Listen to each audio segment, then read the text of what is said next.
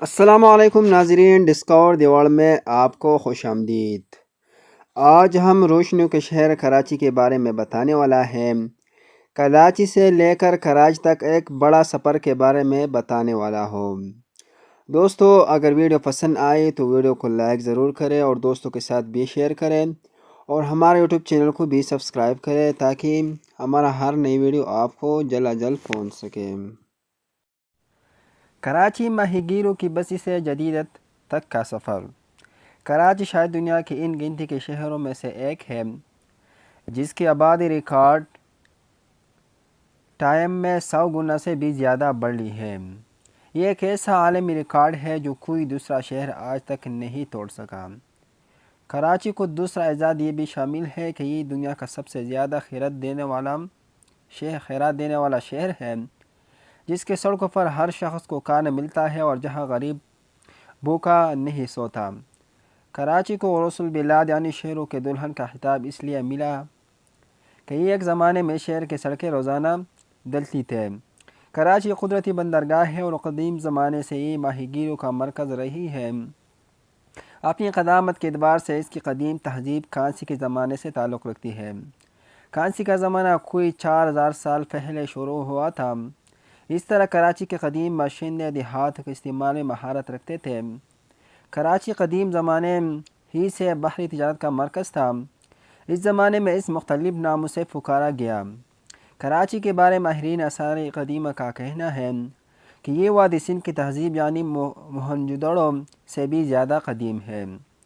کراچی سے کچھ فاصلے پر ایک قدیم بندرگاہ بمبور کے آثار موجود ہے، جس کے بارے میں ماہرین کا خیال ہے کہ یہی دیبل تھی جب محمد بن قاسم نے سندھ پر حملہ کیا۔ اس طرح دریائے حب جس جگہ سمندر میں گر رہا ہے وہاں بھی ایک قدرتی بندرگاہ تھی۔ کراچی سے جتنے بیرونی حملہ آور گزرے انہوں نے ایسے الگ الگ نام دیے۔ مثلا جب سکندر اعظم یہاں سے گزارا اس کروکولا اور مروٹو بارہ کا نام دیا، اور جب اس خطے میں ہندو یونانی باختری سلطنت قائم ہوئی تو اسے باربریکن کا نام دیا گیا، یعنی یونانی محتطوں میں اسے رامیہ لکھا گیا۔ خیال ہے کہ جدید کراچی جس جگہ واقع ہے یہ دریائے سندھ کے کوئی شاخ اس کے قریب سمندر میں گرتی تھی، لیکن بعد میں دریا ان نے اپنا راستہ بدل لیا۔ ممکن ہے کہ یہی دیبل ہو۔ محمد بن قاسم نے 712 میں سندھ پر حملہ کیا تو سندھ کی بڑی بندرگاہ دیبل تھی۔ ماہرین بمبور کو دیبل قرار دیتے ہیں کہ ان کے وہاں عربوں کے قیام کی نشانیاں ایک مسجد کی شکل میں محفوظ ہیں۔ جدید کراچی کے بندرگاہ 19ویں صدی کے آخر میں برطانوی نوآبادیاتی راج کے دوران قائم ہوئی، جو منوڑا جزیرے کے قریب تھی۔ اس طرح اس نے پہلی بار ایک جدید بندرگاہ کی شکل میں ترقی کرنا شروع کی۔ کراچی کے قدیم ناموں میں کروکولا، باربریکن، نوانر، رامباغ، کھرک بندر، اورنگا بندر، مناگارا کلاچی، مورن، ٹوبارا کلاچی جو گوٹ، بنبور، دیبل، باربارس اور کراچی شامل ہیں۔ کراچی یونیورسٹی کے سامنے ملیری کے پہاڑوں پر کراچی یونیورسٹی کے محققین کی ٹیم نے آثار قدیمہ دریافت کیا ہے جو پتھر کا زمانہ اور 8000 سے 20000 سال پرانا دور سے تعلق رکھتے ہیں۔ یہاں قدیم زمانے میں شکار کر کے کھانے والے نے چٹانوں پر اپنی نشانیاں چھوڑی ہیں، جیسے پتہ چلتا ہے کہ یہاں قدیم شکاروں کی آبادیاں تھیں۔ یہاں 20 مقامات پر پلینٹ ہولز بھی دریافت ہوئے۔ کراچی تھوڑے عرصے میں بحری تجارت کا مرکز بن گیا۔ 1729 اور 1839 کے درمیان تجارت میں مزید اضافہ ہوا کہ ان کی شاہ بندر اور کیٹی بندر جو دریائے سندھ کے ڈیلٹا میں واقع تھے، اور ان بندرگاہوں سے گزر کر بحری جہاز اور کشتیاں دریائے سندھ میں داخل ہوتی تھے اور شمالی علاقوں تک جاتی تھے۔ بعد میں ان بندرگاہوں سے ہونے والی تجارت بندرگاہ میں مٹی بھر جانے کی وجہ سے کراچی منتقل ہو گئے۔ اس وقت کراچی کو کلاچی کے نام سے پکارا جاتا تھا۔ یہاں سے بحری تجارت اور ماہی گیری کرنے والا زیادہ تر لوگ بلوچ تھے۔ یہ لوگ اب بھی عبداللہ گوٹ کے ایک چھوٹے سے جزیرے پر رہتے ہیں جو کراچی فورٹ کے قریب واقع ہے۔ اصل نام کلاچی مائی کراچی کے نام سے منسوب ہے، جو بعد میں بگڑ کر کراچی کے نام میں زندہ رہا ہے۔ سندھ کے مول گورنر مرزا علی بیگ نے ساحل کئی منظم مارکیٹیں بنائی گئی۔ شہر میں اشرفیہ کی بڑی آبادی مخصوص علاقوں میں رہتی تھی۔ اشرفیہ کے لیے سماجی سرگرمیوں کے کلب بنائے گئے جو جمخانہ کے نام سے جانے جاتے تھے۔ متمول تاجروں نے بھی کراچی کی ترقی کے لیے اپنے خزانوں کے منہ کھول دیے۔ جہانگیر کوٹھاری فلیٹ کلیپٹن کے مقام پر تعمیر کی اور فریئر ہال کے تعمیر کے فنڈ میں حصہ لیا۔ جہاں بجا نائٹ کلب، سنیما اور جوئے خانے تعمیر ہوئے۔ کئی تعلیمی ادارے اور اسپتال نجی شعبے نے قائم کیے۔ 1904 تک کراچی برطانوی سلطنت کا سب سے بڑا اناج برآمد کرنے والا بندرگاہ بن گیا تھا۔ 1924 میں کراچی میں ہوائی اڈا تعمیر کیا گیا اور ہوائی سروس شروع ہو گئی۔ 1936 میں سندھ بمبئی پریزیڈنسی سے الگ ہو گیا۔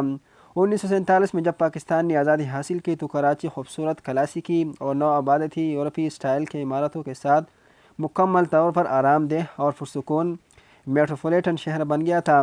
بنیادی طور پر سندھ کے مسلم آبادی نے مسلم لیگ اور پاکستان کی تحریک کی حمایت کی تھی۔ 1947 میں پاکستان کی آزادی کے بعد ہندو اور سکھوں نے بھارت کی طرف بڑے پیمانے پر نقل مکانی کی۔ مہاجرین نے بہت بڑی تعداد میں بھارت کے مختلف علاقوں سے پاکستان، خاص طور پر کراچی کی جانب نقل مکانی کی۔ بہت سے غریب کم ذات ہندو کراچی چھوڑ کر انہیں گئی اور شہر ہی میں رہے۔ کراچی کے دارالحکومت بننے کے بعد یہ شہر ہر طرح کی سیاسی، سماجی اور کاروباری سرگرمیوں کا مرکز بن گیا۔ روزگار کے مواقع بڑھے تو پورے پاکستان سے لاکھوں افراد کراچی آنے لگے۔ مہاجروں کی بڑی تعداد پہلے کیمپوں میں تھی جہاں زیادہ تر خیمے لگے ہوئے تھے۔ بعد میں کراچی کی نواح میں کئی رہائشی اسکیمیں شروع کی گئیں اور ان مہاجروں کو نئے بستیوں میں منتقل کر دیا۔ ان نئی آبادیوں میں پھر الہی بخشی کالونی، ناظم آباد، شمالی لالوکیت، گولیمار، ملیر کالونی، لانڈی، کورنگی، شاہ فیصل کالونی اور نیو کراچی شامل تھے۔ نجی شعبے میں ابھی بڑی تعداد میں رہائشی اور تجارتی پلاٹوں کی اسکیمیں شروع کی ہیں، جن میں فی ایس ایچ ایس اور ایس ہی درجنوں رہائشی اسکیمیں شامل تھے۔ شمال ناظم آبادی کو وفاق حکومت کی ملازمین کے رہائشی علاقوں کے طور پر ترقی دی گئی۔ کراچی قرب و جوار میں کئی صنعتی علاقے قائم کی گئیں۔ سب سے پہلے صنعتی علاقہ سندھ انڈسٹریل اسٹیٹ منگوفیر روڈ پر قائم ہوا۔ 1959 میں پاکستان کا دارالحکومت کراچی میں اسلام آباد میں منتقل کر دیا تھا۔ کراچی ایک وفاقی علاقہ رہا اور 1970 میں سندھ کا دارالحکومت بن گیا۔ 1960 کے عشرے میں کراچی کو دنیا بھر میں اقتصادی کردار کے طور پر دیکھا گیا۔ بہت سی ممالک نے پاکستان کی اقتصادی منصوبہ بندی کی حکمت عملی کو پسند کیا اور ان میں سے ایک ملک جنوبی کوریا نے پاکستان کا 5 سالہ منصوبہ نقل کیا۔ کراچی ملک کا ایک اہم مالی و صنعتی مرکز ہے۔ پاکستان اور ایشیا کے ممالک زیادہ تر تجارت کراچی کے ذریعے ہوتی ہے۔ کراچی سندھ پاکستان قومی جی ڈی پی مجموعی قومی پیداوار کا بڑا حصہ فراہم کرتا ہے۔ اب کچرا، گندگی اور بے ہنگم تعمیرات اس کی شناخت بن چکی ہے۔